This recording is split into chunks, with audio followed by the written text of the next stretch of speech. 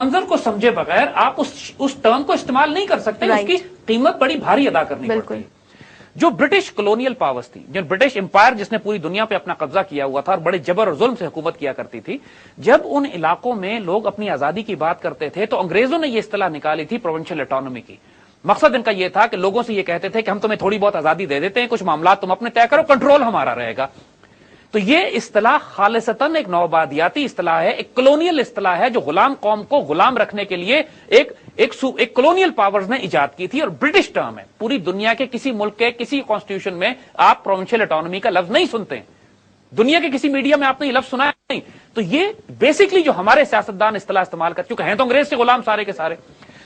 پہلی مرتبہ پاکستان میں پروونشل اٹانومی کا جو سب سے بڑا طوفان کھڑا کیا گیا تھا, یہ انڈیا نے شیخ مجیب الرحمان کے منہ میں یہ الفاظ ڈالے تھے کہ تم ایسٹ پاکستان کے لیے پروونشل اٹانومی کا نام لو. اچھا, یہ وہاں سے مطلب یہ بیسکلی انڈین اصطلاح ہے, انڈیا نے استعمال کی, امپلانٹ کی ہے ہماری سیاست میں. اور 6 شرائط 6 ٹرمز دی تھی مجیب الرحمان کو کہ ہم ڈیفنس اور جو وہ ہے وہ چند ایک چیزیں, کرنسی جو ہے وہ رہے گی پاکستان مرکز کے پاس, باقی سب کچھ ہمارے پاس آ جائے گا. 6 پوائنٹ اس نے دیے تھے اور بالکل وہ بغاوت کے 6 پوائنٹس تھے, اور یہ حکومت سمجھ ہی نہیں سکی مغربی پاکستان کی اس کو, اور وہ بحث اس پہ کرتے رہے کہ 6 کے بجائے تم 3 لے لو, 4 لے لو, 2 لے لو, اسی پہ بات کرتے رہے. اس میں سے ایک بھی ایکسپٹ کر لیں گے تو مرکز ٹوٹ جائے گا, فیڈریشن ٹوٹ جاتی. بلوچستان جو ہے نہ تو نوآبادیاتی ہے نہ پاکستان ایک کلونیل پاور ہے, لہذا پروونشل اٹانومی کے یہ شرائط, وہ ٹرمز, وہ بیک گراؤنڈ جو کہ انگریزوں نے غلام قوم کو غلام رکھنے کے لیے بنایا تھا, یہاں اپلائی ہی نہیں ہوتا. بلوچستان ہمارے وجود کا حصہ ہے اور ایک نظریاتی اینٹی ہے. پاکستان ایک ہی وجود کا نام ہے جس کے 4 بازو 4 حصے اور ایک وجود کا حصہ ہی ہے. پاکستان نے کوئی پنجاب پہ, سندھ پہ, کشمیر پہ, سرحد اور بلوچستان پہ قبضہ نہیں کیا ہوا, نہ کوئی نوآبادیاتی ریاست قائم ہوئی ہوئی ہے یہاں پر. لہٰذا یہ لوگ جو پروونشل اٹانومی کی بات کر رہے ہیں, پہلی بات تو یہ دیکھیں کر کون رہا ہے. پہلے تو یہ دیکھیں کرنے والے یا تو وہ لوگ ہیں کہ جو پاکستان توڑنے کی بات, بیک گراؤنڈ جن کا یہ ہے وہ یہ بات کر رہے ہیں کہ سیپریٹسٹ ہیں, اور جن کی فنڈنگ بلوچستان لبریشن آرمی کا ہیڈ کوارٹر تل اویو اسرائیل میں قائم ہے, یروشلم میں قائم ہے. بلوچستان لبریشن آرمی کے دہشت گرد یا لندن بیٹھے ہیں یا کابل بیٹھے ہیں یا دہلی میں بیٹھے ہوئے ہیں. وہ لوگ جب, اور اس کے لوگ جب پروونشل اٹانومی کی بات کرتے ہیں تو پہلے ہی انسان ریجیکٹ کر دیتا ہے کہ یہ بات غلط ہے. پھر یہ اصطلاح بذات خود جو انگریزوں کی طرف سے آئی ہوئی ہے, اور جو اس میں شرائط ہیں, اگر ان شرائط کو تسلیم کر لیا جائے تو پاکستان کا مرکز اتنا کمزور, کیونکہ ان شرائط کو پورا کرنے کا مطلب یہی ہے کہ مرکز کمزور ہوتا ہے, اور جو ہی پاکستان کی فیڈرل گورنمنٹ یا فیڈریشن کمزور ہوتی ہے تو یہ صوبے بکھر جائیں گے آپس میں. ان حالات میں کہ جب تمام تر حکومت مشکوک افراد کے ہاتھوں میں آ چکی ہے صوبوں میں, جب مرکز کمزور ہو چکا ہے, دشمن چاروں طرف سے پھیلا ہوا ہے, ہمارے سیاستدان جو کہ نادان دوست ہیں, جو سنسیئر ہیں وہ نادان دوست ہیں, وہ سمجھتے ہی نہیں کہ پروونشل اٹانومی آج کے حالات میں مجیب الرحمان کے وہ 6 پوائنٹس بن جائیں گے پاکستان توڑنے کی بات جہاں پہ کی گئی تھی. لہٰذا ان کو بھی ہوش میں آنا چاہیے. دوسری بات کہ بلوچستان سے کئی پرائم منسٹر بلوچستان سے نکلے ہیں, بلوچستان میں جتنے ایم این ایز اور ایم پی ایز ہیں وہ تمام کے تمام بلوچستان سے ہی ہیں.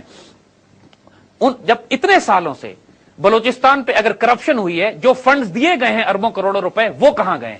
کیا وہ صحیح معنوں میں صحیح جگہ پہ حلال طریقے سے خرچ ہوئے ہیں یا وہ بھی خیانت میں ضائع ہو گئے؟ اگر ارب روپیہ دیا گیا تھا اور وہ سارا خیانت میں ضائع ہو گیا تو 10 ارب دیا جائے گا تو وہ بھی خیانت میں ضائع ہو جائے گا.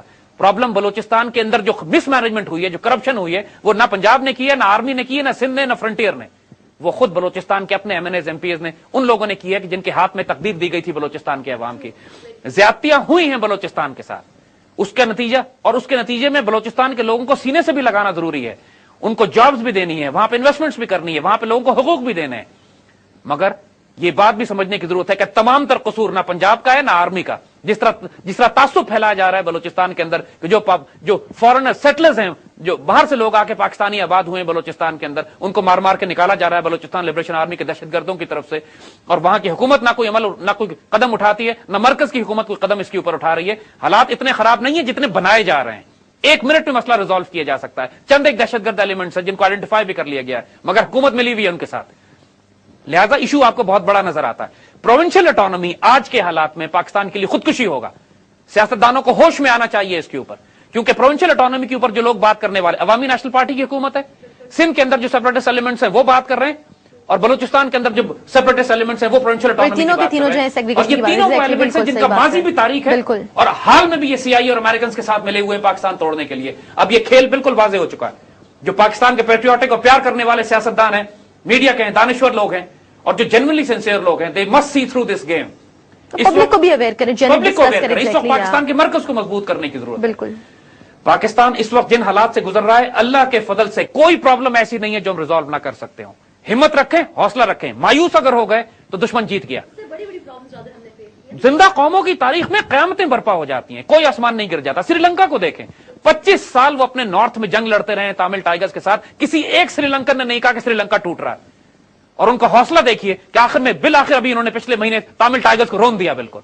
तो क्यों खुद इतना बड़ा मुल्क अल्लाह के फल से न्यूक्लियर पावर है, 17 करोड़ की मोहब्बत करने वाली अवाम बस्ती है, अल्लाह के सारे दीवे वसाइल हमारे पास, रेजिलिएंट लोग हैं बहुत कम तादाद में। क्यों ऐसी बात कर रहे हैं कि मुल्क टूट रहा है? कुछ नहीं होने वाला, आफियत में रहे। और आखिर में जाते जाते एक बात, इस दफा अल्लाह के फजल से हमें अल्लाह ने बम्पर क्रॉप दी है गंदम की।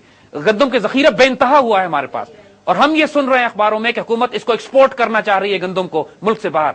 खबरदार, ये नहीं करना है। जितना गंदम हो, जितना गल्ला मुल्क के पास आया है, उसको संभाल के रखो। आइंदा आने वाले वक्तों में ही हमें काम आएगा। आइंदा आगे फूड शॉर्टेजेस आने वाली है, हमारा पानी इंडिया रोक रहा है, हमें खाने की तकलीफ हो जाएगी।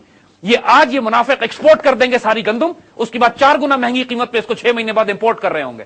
मुल्क के अंदर जहां रोटी 13 रुपए की मिल रही थी, जिस मुल्क में आज से 2 माह पहले जहां रोटी 10-10 रुपए की मिलना शुरू हो गई थी रिमोट एरियाज में, उस मुल्क को अल्लाह ने खजाने दिए, बंपर क्रॉप दिए इस दफा कि अपने मिस्कीनों और गरीबों को खिलाओ, तो ये इसको चंद रुपए की खातिर एक्सपोर्ट करने जा रहे हैं।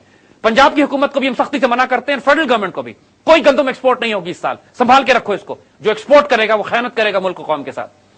अब ये सारी बातें हो अल्लाह के फजल से, आफियत सुकून से रहिए, अपनी ड्यूटी कीजिए, जो महाजरीन निकल कर आ रहे हैं उनकी मदद कीजिए, फौज को सपोर्ट कीजिए, हौसला और उम्मीद अपनी कायम रखिएगा। अल्लाह इस मुल्क का हामी और नासिर है, आप अपना किरदार इसमें अदा कीजिए, मायूसी मत फैलाइएगा। अल्लाह आपका हाफिज और नासिर हो, अल्लाह पाकिस्तान का हामी और नासिर है अल्लाह के फजल से। खुश रहें। बहुत शुक्रिया जैद साहब। और इनफैक्ट जितनी डिटेल में आज आपने बात किया, I don't think so there is anything more left to be discussed. Thank you so much. Viewers, आपने आज ब्रास टैक्स की स्पेशल एपिसोड जो है वो मुलाहिजा की, जिसमें हमने बात की जो इस वक्त मालाकन रीजन में ऑपरेशन जारी है उस हवाले से, और बैकग्राउंड क्या है और फ्यूचर में क्या होगा, ये करंट हालात क्या हैं, उसके ऊपर जैद साहब का जितना भी एनालिसिस था वो आपने लिया। ब्रास टैक्स की किसी अगली एपिसोड के साथ आपके सामने दोबारा से हाजिर होंगे। इनफैक्ट जो हमने अपना सिलसिला कंटिन्यू किया हुआ है उसी को हम कोशिश करेंगे अगले एपिसोड में आपके सामने दोबारा से उसको कंटिन्यू करें। तब तक के लिए इजाजत दीजिएगा। अल्लाह हाफिज।